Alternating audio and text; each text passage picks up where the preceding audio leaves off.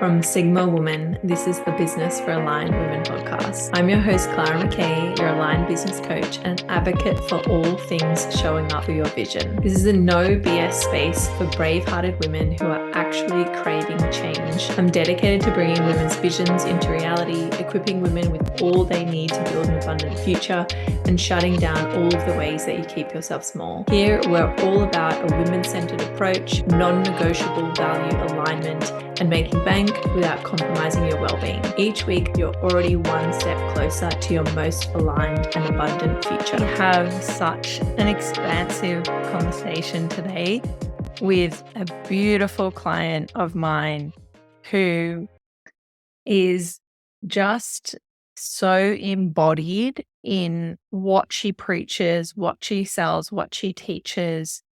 It's just been an absolute pleasure to watch her unfold and to be part of the stepping stones that is going to get her to be seen and to serve on a much bigger scale that I know she is destined for. We're talking to Joanna Fessa today, who has Alma Virtual Studio. She is a clinical hypnotherapist who has studied psychology, and she's a love coach, a relationships mentor. She's here to show you how to become a master of feminine and masculine polarities so you can choose which one you want to embody at any given moment and experience the life and love that your heart truly desires. We share really similar views on how women who have been in the wellness and spiritual space are sabotaging through this false feminine narrative and not ever accepting that masculine energy is required or needed or helpful to them. We flesh that out at depth. We also talk about hypnotherapy, and we talk about her experience in coaching and all of the beautiful systems and structures and up-leveling that occurred during it. I know you will love Joanna, and I know you will get so much from this conversation. It's such a juicy one. Please enjoy. Joanna, you are a clinical hypnotherapist and relationship mentor. Can you please explain how you got into this line of work? Yes, of course. It happened naturally, actually, when more and more people were coming to me for dating or relationship advice. And initially, I had a lot of resistance delving into relationship coaching as I thought it was not deep enough. But after getting myself in a relationship and after multiple failed relationships, I realized what committed and devoted to love actually means. And I realized that love and relationships are the most important part of human experience. That we have very little educational relationships or even have very little experience and examples of what real love is and what it takes to have a long-lasting, successful relationship while remaining true to ourselves and our authentic expression. That's how I got into it. So cool and so interesting to hear you say that you didn't think it was deep enough. That's so funny. Yeah, I had to reconsider that for sure. And something that there's a million things that set you apart from other relationship coaches. But one of the things that you just mentioned is doing it while still remaining true to yourself. Like I see a lot of people in this space and the way that they're talking about it and the way that they're directing it, especially to women in heterosexual relationships, the being true to yourselves, being yourselves, loving yourself is not even part of the conversation. Yeah. There's two aspects of that. So one, you have to be authentic to yourself, to your own expression. But from my experience, going into a relationship, you have to do it very intentionally because you will have to prioritize the love and the relationship. And then you have to balance who you are in that, within that. You have two aspects. You have yourself and you have the relationship. And you have to show up differently in both, or maybe the same, but you have to be able to be intentional with both. Yeah, it makes me think of my relationship because we both love our dogs so much. Yeah. all of our like energy and love that we would give to each other, we just both like leave it like dogs and both be kissing one side of their head at the same time. Like we just It's pour our amazing. soul in. Yes. So yeah, like I can see how that's playing out. Yeah, okay, the love is there, but we're not like directing it. We need to divvy it up a little bit more. Yeah, it's up to you. There's phases always. There's phases in the relationships too. And it's okay if this phase is more, I'm focusing on me and I'm less catered to the relationship maybe. And you have to let your partner know in a way that is understanding that, oh, I'm very busy right now. Like a lot of us business owners, for example, when you're starting off, you spend so much time on business and sometimes you don't have as much time to cater to the relationship. But if you communicate that, it's okay, give me a couple months. I'm going to be more on it. Let's make some dates. And then after a couple of months, let's go on the weekends and like recalibrate. You just have to communicate, definitely. Yeah, it sounds almost like really acknowledging the seasons that you go through and your relationship goes through. Yeah, and as a woman, you have that as well within the month. You're completely different within the month in your relationship. And I'm sure your partner knows. Yeah. Yes, he does. Speaking of, let's talk a little bit about hypnotherapy. We were just talking about it before and how powerful it is, because I think this is also another thing that makes you stand out, because you're not just telling people relationship hacks. You've made it really individualized with personal hypnotherapy. Can you talk about how the hypnotherapy piece becomes such an integral part of having those healthy relationships with yourself and with others? Yeah. So hypnotherapy is, in my experience, one of the only therapies out there that go directly to the root cause of the issue, of any issue that you might have. I actually studied psychology in school, and the whole time I was doing my bachelor's and my master's, I kept asking myself, when are we going to get to the root? Like when? It's been 5 years, and when are we going to get to the root of the things? And we never did. And meanwhile, I was doing my yoga teacher training and my hypnotherapy. And I was like, oh, wow, this goes deeper than anything else. So for me, it is just essential if you want to go in there and reprogram. And what is reprogramming is pretty much, if you think about yourself as a software, you just go there in the back end. You change what you need to change so that the output, the results are different. Hypnotherapy will go into the subconscious, which is 95% of our mind instead of the conscious, which is 5. And that is where you actually can reprogram, recreate limiting beliefs and lack of self-love and traumas and insecurities so that you can know who you are and also take out anything that's not you, anything that's been conditioned from the family, from society, from generational trauma, and become more integrated and more authentic in your expression of yourself. Yeah, I love the way you talk about that. Literally going in the back of the computer, and the way you said, which I think is like the part that people don't understand. I'd love you to flesh this out a little bit more as well, is it changes the output. Because I think a lot of people do so much self-work and meditation. And I've had so many clients who have been seeing the same therapist for 12 to 16 years. And me as their coach is the first person who said, hey, I think you have ADD. And then they go and get diagnosed immediately and get medication immediately and have this amazing different life.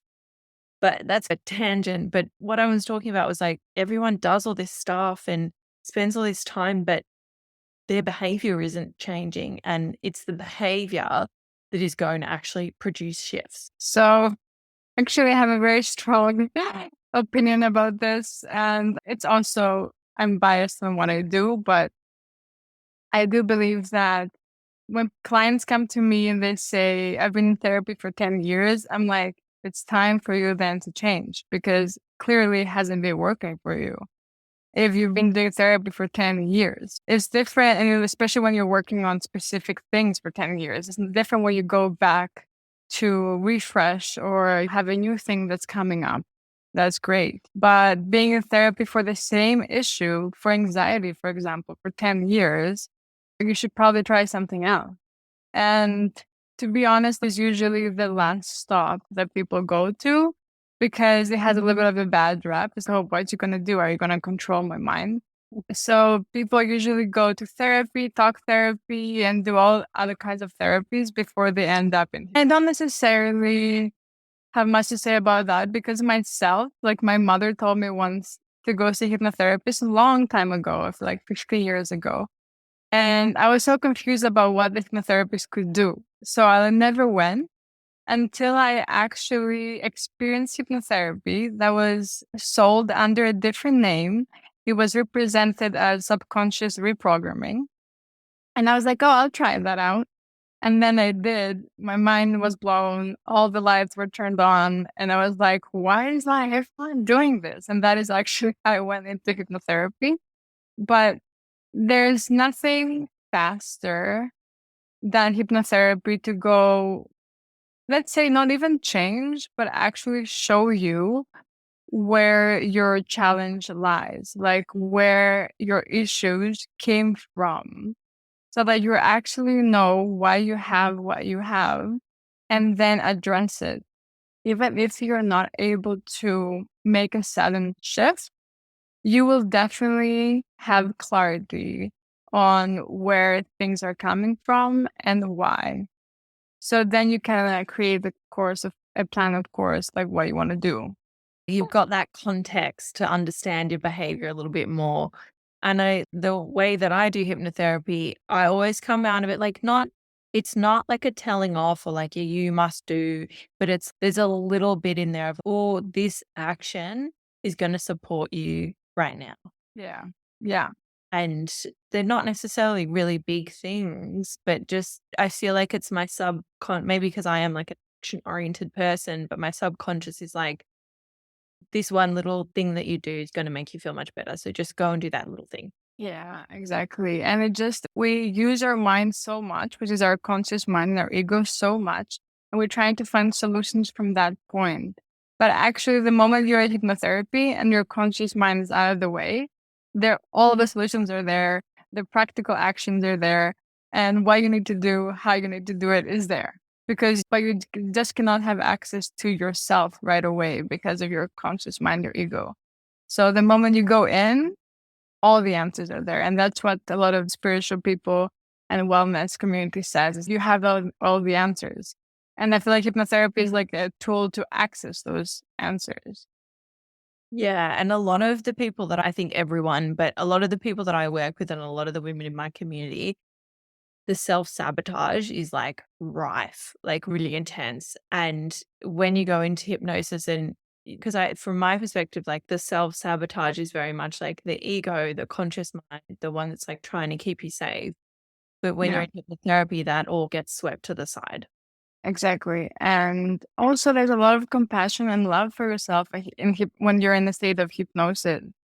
So I feel like you get to be a bit more gentle and you realize that you've actually been pretty harsh, like the critic part of yourself, the self-sabotage part of yourself has been pretty harsh and it's not based on reality. And in hypnosis, you can really feel the love and compassion for yourself and move from that place instead of telling off yourself again, oh, you need to do this. You need to take care of yourself. If like when you come out of hypnosis, you're like, oh, I get to love myself. I get to do all these things. I'm going to have some tea. I'm going to take a hot bath or whatever works out for you and recenter to like kind of the love inside of yourself. Yeah. And even I've had experiences with hypnotherapy where even if it is like a bit more of a strict action, for instance, you like getting a download of, no, you really need to get up at 5:30 because that's going to be the key for you to feel calmer during the day or like to me. But whenever I've had that come up and it's been something that's a bit more strict, it never feels like a telling off. It feels Yeah. in order to look after yourself properly and look after your inner child, honor what you really need. This is what you need to do. But it doesn't feel like a you must get up at 5:30 in the morning kind of thing. Yeah, exactly. So because your subconscious is never strict, is never emotional in a way. It's more about you need to do this for yourself. Exactly. Because this will make you feel better. And Yeah. you should probably do this. And if you don't, come back. We'll figure it out. Yeah, like this is Yeah. taking care of yourself kind of thing. Yeah, exactly. But it's like it's like a little bit about parenting yourself, but in a more neutral and loving, like an all loving way. Yeah. Yeah, not to talk about it too much, but I even like last week I had an experience. I can't even remember what it was about now. Yeah. I wasn't doing something in my days, and it felt like my inner child was like chuck, and not even like inner child, like the little cartoon me that's inside of me, like having a fit, like a full on tantrum, being like, "You are not taking care of me." Yeah. And so when you take action from that, it's very different from maybe culture telling you that you should do something and doing it because you feel like you have to. Yeah, and I love that you brought this up because actually what I love to do in hypnotherapy, and I don't know if many people do it actually, is do parts therapy when you are in hypnosis. And these parts really come to life and you can really have like conversations and you're very aware when they come up too. And that makes it so much easier to actually move through a situation with whatever you need in the moment. For example, like you spoke right now, you have this like inner part of you that just was having a fit and didn't if you didn't know that was a part of you, you would actually have attachment associated with that part and you'd be like, I'm having a fit. Yeah. I need this. Oh my God, oh my God, oh my God. Whereas, oh, this part of me needs some attention, needs some love. Okay, you can literally even schedule it. Today at 5, I'm gonna sit down with this part and I don't know, do whatever it wants. Give it what it needs and have a conversation of what brought us here and how can we move through it together so that this part comes back to the self and back to the love in a way. It's like very self-soothing. Yeah. Yeah. And it doesn't take you away from your center so much. You still have your inner authority. Okay, I am the authority and I have this part that needs attention. Whereas of being just like, oh my God, what's going on? And just the whirlwind of, oh, I'm the worst. Whatever your part is saying is usually something either having a tantrum or no one loves me or I need more attention, I need more love, I need to be seen, heard. And instead you're like, you're the authority, you're the manager, and it's okay. I'm gonna put some time apart to actually spend time doing this and this that I need. But for now, like I can still continue to do my work for the next hour, for example. I don't want to go into it too much, but it just Yes. because I've had a few clients who do parts therapy and the way that I see things playing out, like I see a lot of my clients, they don't have an adult in the room like in themselves. Like they're operating from, for lack of a better term, very childish, very childlike. And they're so emotional that they think it's normal. But someone outside of them, when sometimes people will tell me their excuse, their reason why they haven't done something, and it's like a 2-year-old child could work that out. Like a 2-year-old child could fix that. And I think a lot of the time when we're not aware of the parts, we end up getting run by the immature ones that are very short-sighted, don't necessarily have our ideal, authentic future self and the intention with it.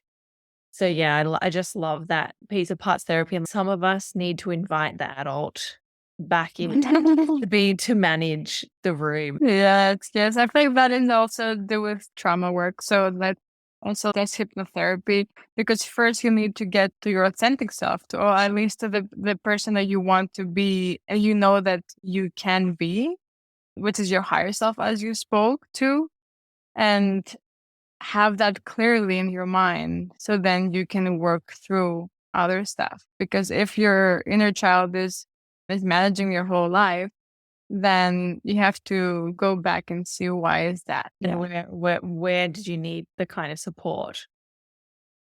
Yeah, exactly.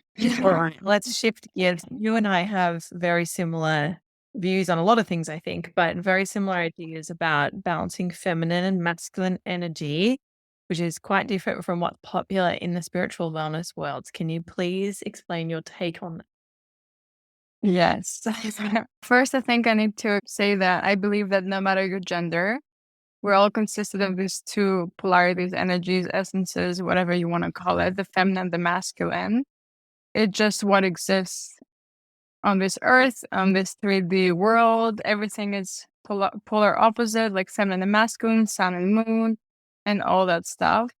So lately, in the spiritual and wellness world, a lot of women focus strictly on the feminine, which is much needed, to be honest. And because a lot of us went haywire on the other extreme of the masculine, that we wanted to be like men. We wanted to be equal as them, but then we didn't understand what that meant, which I think is completely fine, because as we evolve as species, we learn. So we're experimenting and we're learning. In the last couple of decades, women realized that, oh, okay, now we became like men. We became really good at being the masculine, but actually that is not what we want necessarily. That's not what we are here for. And we have not been taught what it means to embody the feminine. And by we and women have not been taught what it means to embody the feminine and what the feminine represents. But on the other side, there's so much work on the feminine, and a lot of women have forgotten about the masculine. And the masculine lives inside of us too. No matter how much you want to be expressed as the feminine, in your life, in your everyday life, you are also a masculine. And being in and having a good relationship with your masculine is just vital to get things done, especially when you have a business. You have to have a very healthy and strong relationship with your masculine and decide how do you want your masculine to show up in your life. And again, I'm always taking it back to business because of you and what you do and this audience possibly. But even if you decide, I see a lot, I want to have a feminine business and I want my business to be feminine and expressed in a feminine way, which is great. But you still need the masculine representation in your business. And that might look like just you having very solid structures in the back end that support your feminine expression and for you to be more in your feminine. So maybe you have automations, maybe you have AI, maybe you have these platforms that do things for you. Those will be your structures, the masculine in your business. And then your front end, you talking and your art, maybe you do some more workshops or talking with clients. That's the front end. And that would be your feminine essence or your feminine expression. But to put it all into my belief around feminine and masculine is that as women, we need both. And actually there's like relationship with feminine and masculine in all aspects of life. You might be feminine in your business and you might decide to be more masculine in your relationship, or the opposite, which is usually mostly true. You have to decide and you have to learn how to work with both feminine and masculine and decide when to use which effortlessly so that you are actually expressed the most authentic way possible. Yeah. And so having the ability to like shift gears between the two. Exactly. So unless which is which, you're just blind, just going around doing whatever works. And also there's a lot of reactivity too, especially in relationships. You might be competing with your man on things that you don't even care to compete on. That's because of your ego. It's such a whole program, literally, because unless we know what we're doing and why we're doing it and what we want out of it, it gets very tricky, very gray zones, and you're not getting what you want, essentially. You're not in the driver's seat of your experience at all. Exactly. Yeah. And it's just, again, especially in relationships, because you are going to be triggered and all your mirroring is going to be there. If in your trigger, you also have no idea about how you want to show up and who you want to be, then you completely lose yourself. And everything becomes a reactive emotional roller coaster. And that I feel like that happens in business as well. Yeah, exactly. Any relationship really is a relationship. So like the relationship with your business, the relationship with money, with your partner, with life.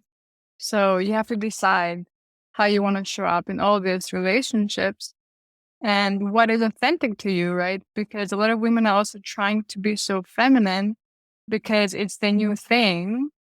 But actually, I know a lot of women that are pretty masculine and very happy about it. But of course, authentically happy about it. Like they've done the work, and this is where their truth lies. Yeah. So contorting ourselves also to be into the feminine, or like what we think the feminine looks like, which on social media is wearing a flower dress and putting flowers in the hair and like cooking all day. And I'm just like, yeah, no, that can be one expression of it. It's beautiful if it's true to you. But wearing leather and black and having a CEO job can also be your truth as a woman. And I think I've seen this play out a lot, that's sabotaging business, but from what you just shared, it's sabotaging kind of everything, is the black and white thinking of it, of I can only be, and if I'm feminine, I can't be at all masculine. If I be a little bit masculine, I'm not at all feminine. And I think when people are approaching anything with this black and white thinking, it's like all or nothing. And it's okay, this doesn't feel right, or this is overwhelming, so I'm going to do nothing. And that's when they start to feel really frustrated. Yeah, exactly. And it can be really depressing, really, because you are trying to make yourself into something that you think is good for you or think is authentic to you, only to realize that it's just keeping you away from your authentic expression and your truth. And it's exactly that. Like diversity is where we are at in all facets of life right now. Is like you exist uniquely in the spectrum of feminine, and you also exist uniquely in the spectrum of masculine. And where in the spectrum you are and how you jump up and down and through those two is just up to you. I love it. I love the flexibility. Speaking with all of that in mind, do you have one piece of advice that you could give specifically for women in business about their energy?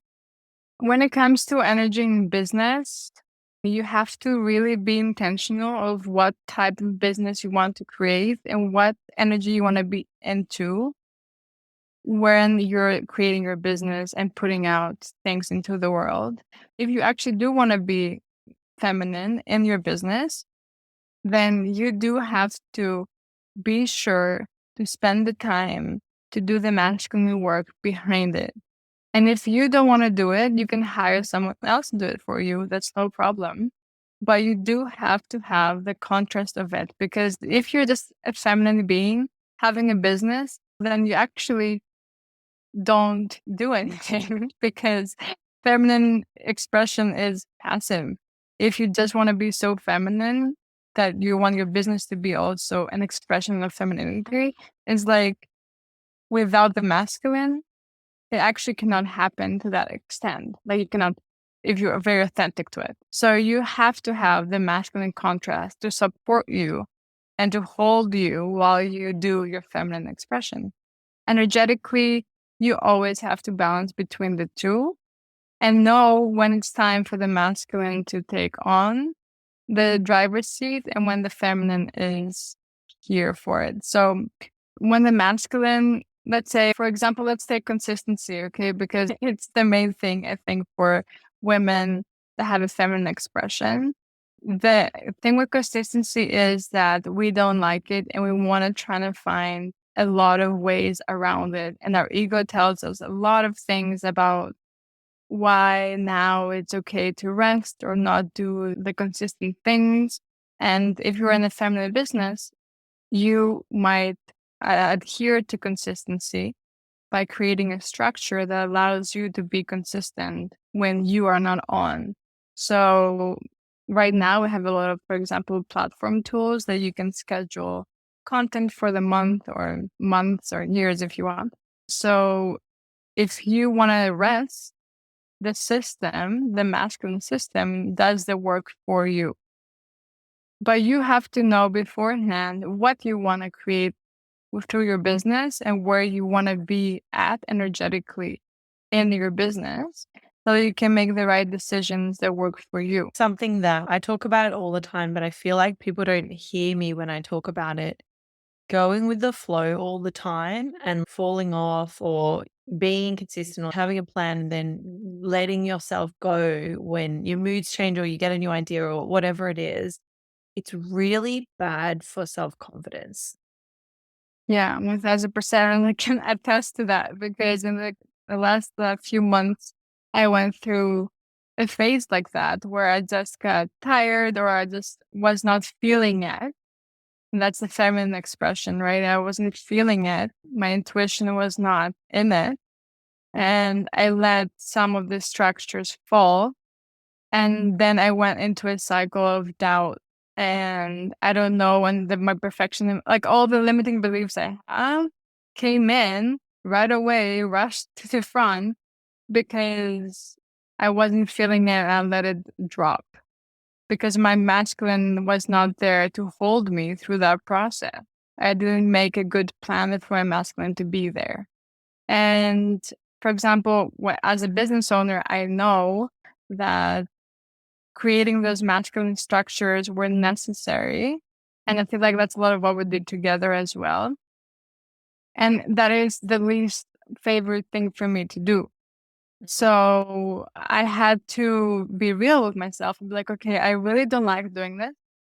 So I have to invest in a coach. I might have to invest in someone else that does some structures for me. You just have to be real with yourself or what you're willing and not willing to do so that you have a healthier business, really, and a healthier life because of that, and a more easeful life, let's say, within your business. Speaking of that, we did a 10-week intensive about 5 weeks ago. I'd love for you to chat about your experience of that process and what it was like for you.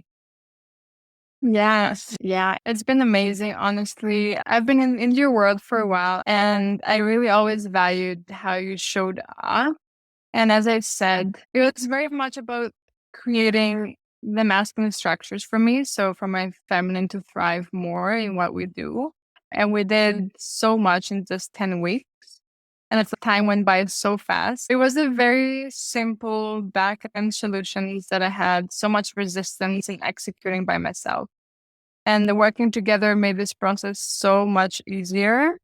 And just knowing that you have a support system, guidance, and someone that has already done the research for you in knowing what is best is really priceless. As a person that I have a little bit of perfectionism, even just choosing a platform for me to do things on, I would have to research that for so long, and probably choose something, experiment on it, and realize I don't like it. Whereas like with you, I just can ask you, what do you think? And you have probably used all of them, already have an opinion about it that you share with me. And that is just so valuable to me.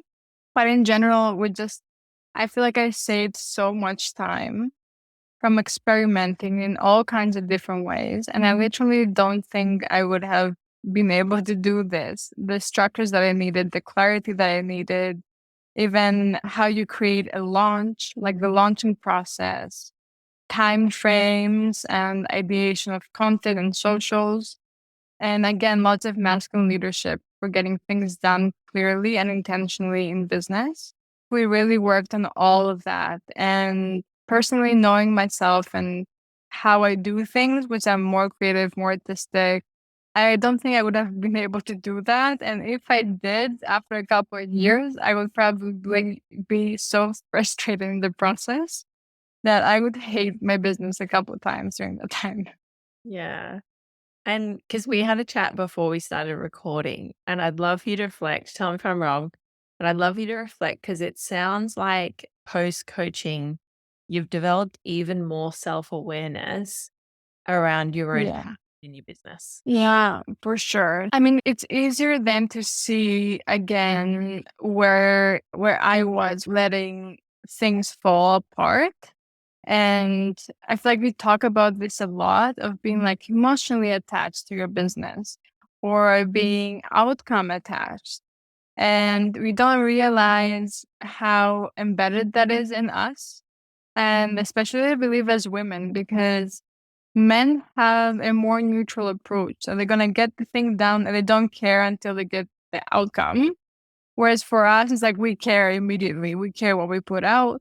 We care how people think about us. We care what the outcome is. And when you're not able to detach from that, then you just fall in so many holes during your journey. And it just makes business such less happy place, let's just say. You're very good at mirroring that. And through that process, through you mirroring how you do business, and just sometimes business it is what it is, I think has made it very clear for me where I'm attaching and what are my emotional ideas about my business and where is my self-worth attached in my business and my value. Right now, I'm definitely in the process where I'm coming out of a lot of self-awareness around where I have been keeping myself back in business. And I'm actually very excited to go back at it with a fresh eye and less attachment and see how that works. And also, you give a permission slip to experiment as well. And knowing that you can allow yourself time and that is okay. You don't have to do it right away perfectly.